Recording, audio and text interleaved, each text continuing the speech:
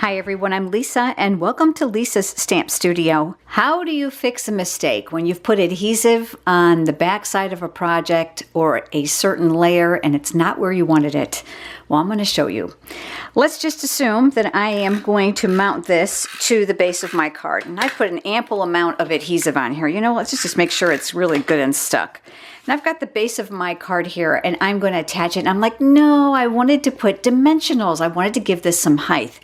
But now what? Now I can put dimensionals over the top. The problem is when I still adhere it, the areas that are not covered with dimensionals will eventually sag and stick to the card, and this will all be uneven, especially if you're going to put this in the mail where it's going to go through the rolling postage machine at the post office. It's going to get compressed. So here's a great tip for you regarding the Embossing Buddy. This typically is used to prep the cardstock surface before you stamp and then powder to heat emboss.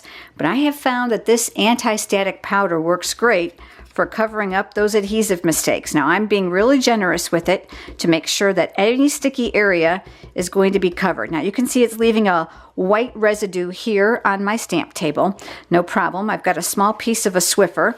That's going to pick that right up. And then I'm going to go right back over the top. Look, not sticky anymore. So now I can come in with my dimensionals.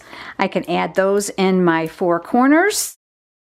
I can take off that paper backing, and I can be assured now that when this card goes through the mail and through the postage machine, that any area that does not have dimensionals on it will not be sticking to the base of my card. There we go. We've got perfect dimension all the way around. If you don't already have a Stampin' Up! Demonstrator and you're interested in receiving a complimentary copy of the annual or the holiday catalog, by all means leave me a comment below and I'll be happy to send you a copy.